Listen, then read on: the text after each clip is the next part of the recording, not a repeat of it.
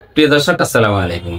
আজকে একটি হৃদয় বিদারক সংবাদ নিয়ে আসছি। সেটা হলো, মাথায় বন্দুক ঠেকিয়ে সাঈদীর বিরুদ্ধে মিথ্যা সাক্ষ্য দিতে বাধ্য করা হয়েছে 3 সাক্ষীর। যুগান্তর পত্রিকায় আজকে হেডলাইন করেছে।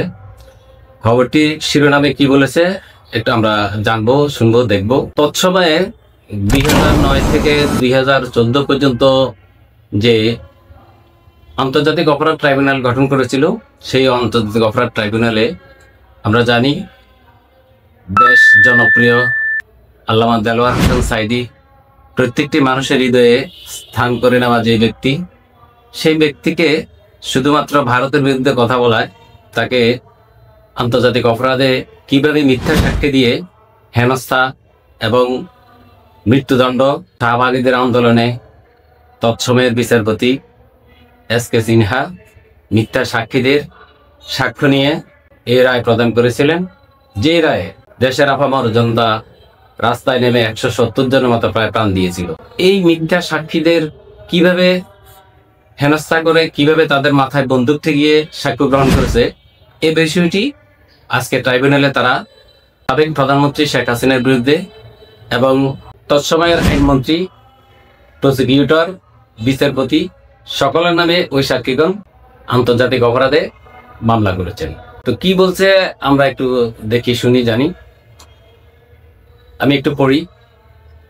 নির্যাতনের মাধ্যমে আল্লামা দেলোয়ার হোসেন সাঈদীর বিরুদ্ধে মিথ্যা সাক্ষ্য দিতে বাধ্য করায় সাবেক প্রধানমন্ত্রী শেখ হাসিনা সহ 40 জনের নামে আন্তর্জাতিক অপরাধ ট্রাইব্যুনালে অভিযোগ করেছেন 3 সাক্ষী। বুধবার দুপুরে ট্রাইব্যুনালের চিফ প্রসিকিউটরের কার্যালয়ে এ অভিযোগ করেন তারা।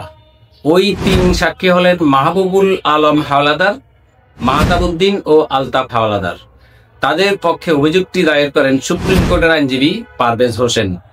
শেখ হাসিনা ছাড়া অন্য আসামিরা হলেন আন্তর্জাতিক অপরাধ ট্রাইব্যুনালের তৎকালীন চেয়ারম্যান বিচারপতি নিজামুল হক নাসিম, সাবেক আইনমন্ত্রী শফিক আহমেদ, সাবেক আইন প্রতিমন্ত্রী কামরুল ইসলাম, আন্তর্জাতিক অপরাধ ট্রাইব্যুনালের সাবেক বিচারক বিচারপতি এটিএম ফজলে কবির, পিরোজপুর 1 আসনের এমপি এ.কে.এম. আউয়াল ওরফে সাইদুর রহমান সহ 40 জন।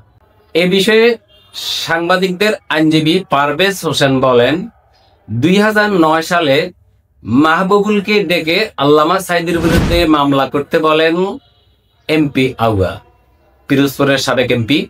তবে রাজি না হওয়ায় তাকে তৎকালীন পিপি কার্যালয়ে তুলে নেন স্থানীয় আওয়ামী লীগ নেতাকর্মীরা। এরপর দীর্ঘ নির্যাতনের এক পর্যায়ে তার মাথায় বন্দুক ঠেকিয়ে 71-এর মুক্তিযুদ্ধে জড়িয়ে সাঈদীর নামে মিথ্যা মামলা দিতে বাধ্য করেন। পরবর্তী সময়ে আন্তর্জাতিক অপরাধ ট্রাইব্যুনালেও এই মামলার প্রথম সাক্ষী হিসেবে সাক্ষ্য দিতে বাধ্য করেন। তখনও তাকে যাত্রাবাড়ী থানার অধীনে কথিত সেফ হোমে এনে ভয়াবহ নির্যাতন চালানো হয়। অভিযোগকারী বাকি 2 সাক্ষীরাও একইভাবে জবানবন্দি নেন তৎকালীন ট্রাইব্যুনালের প্রসিকিউশন টিম। মানে ওই 2 জনকেও একই সাথে সেফ হোমে রেখে তাদেরকে নির্যাতন করে আল্লামা দেলোয়ার হোসেন সাঈদীর বিরুদ্ধে মিথ্যা সাক্ষী দিতে বাধ্য করেন। তাদের মাথায় বন্দুক ঠেকিয়ে তাদেরকে নানাভাবে নির্যাতন করে। চিন্তা করেন বিষয়টি। এখন তারা ওই সময় মুখ ফুটে বলতে পারেনি, এখন কিন্তু তারা সবকিছুই স্বীকার করছেন। তাদের এই সাক্ষীর কারণে কতজনের জীবন দিতে হয়েছে, কতজনকে জীবন দিতে হয়েছে, রাজনৈতিক বন্দীদের।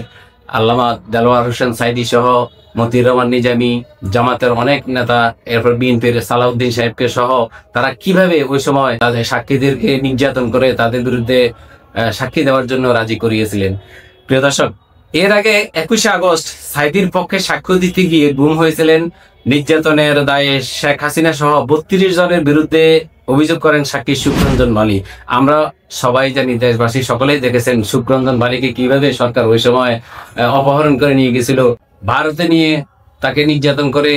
শুক্ররঞ্জন বালী সাক্ষীর কারণে আল্লামা দেলোয়ার হোসেন সাঈদীর মৃত্যুদণ্ড হয়েছিল, সেটা শুক্ররঞ্জন বালীর কারণেই। শুক্ররঞ্জন বালী পরবর্তীতে যখন কোর্টে তার এই সাক্ষীটি মিথ্যা ছিল এই মর্মে যখন তিনি বলতে গিয়েছিলেন, তখন তাকে হাইকোর্টের দরজা থেকে তাকে অপহরণ করে নিয়ে যাওয়া হয়।